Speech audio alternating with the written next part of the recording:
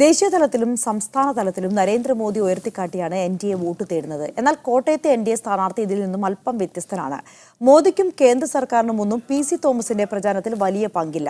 താൻ എം.പി. ആയിരുന്നപ്പോൾ ചെയ്ത കാര്യങ്ങൾ മാത്രമാണ് പി.സി. തോമസ് ഉയർത്തിക്കാണിക്കുന്നത്. പോസ്റ്ററുകളിലും ഫ്ലക്സുകളിലും വോട്ട് അഭ്യർത്ഥിച്ചുകൊണ്ടുള്ള ലഘുലേഖയിൽ പോലും നരേന്ദ്രമോദിയും കേന്ദ്ര സർക്കാരുമില്ല.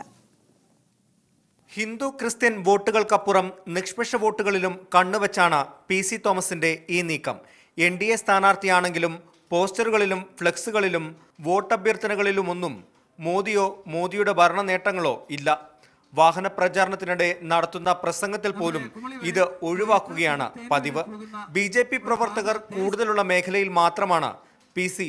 ഇക്കാര്യങ്ങൾ പ്രസംഗിക്കുന്നത്. താൻ എം.പി. ആയിരുന്നപ്പോൾ ചെയ്ത കാര്യങ്ങളും പി.ടി. ചാക്കോയുടെ മകൻ എന്നതും ഉയർത്തിക്കാട്ടിയാണ് പി.സിയുടെ പ്രചാരണം. എന്നാൽ ആരോപണം ശരിയല്ലെന്നും എല്ലാ പോസ്റ്ററുകളിലും ഫ്ലെക്സുകളിലും മോദിയുടെ പടം ചേർക്കാനാകില്ലെന്നുമാണ് പി.സി. പറയുന്നത്. അതിനകത്ത് പ്രധാനമന്ത്രിയുടെ ഫോട്ടോയോ പടമോ ഒക്കെ വെക്കുന്നില്ല എന്ന ബാലിശമായ ആരോപണം ആരെങ്കിലും പറഞ്ഞാൽ അത് നിൽക്കത്തില്ല. പ്രധാനമന്ത്രിയുടെ പേരിലല്ലേ ഞങ്ങൾ വോട്ട് പിടിക്കുന്നതിന്. വ്യക്തികളെ നോക്കി വോട്ട് ചെയ്യുന്നവരാണ് കോട്ടയത്തുകാർ. ത്രികോണ മത്സരത്തിലേക്ക് കാര്യങ്ങൾ കടക്കുമ്പോൾ ബി.ജെ.പി. വിരുദ്ധ വോട്ടുകളും നേടുക എന്ന ലക്ഷ്യമാണ് പി.സി. തോമസ് ഇതിലൂടെ ലക്ഷ്യമിടുന്നതെന്നാണ് വിലയിരുത്തൽ. പി.സി. തോമസിന്റെ ഈ നീക്കത്തെ ബി.ജെ.പി. നേതൃത്വവും എതിർത്തിട്ടില്ല. വിജയം മാത്രം ലക്ഷ്യമായി മുന്നിൽ നിൽക്കുമ്പോൾ ഇക്കാര്യങ്ങളൊന്നും ചർച്ച ചെയ്യേണ്ടതില്ലെന്നാണ് ഇവരുടെ നിലപാട്.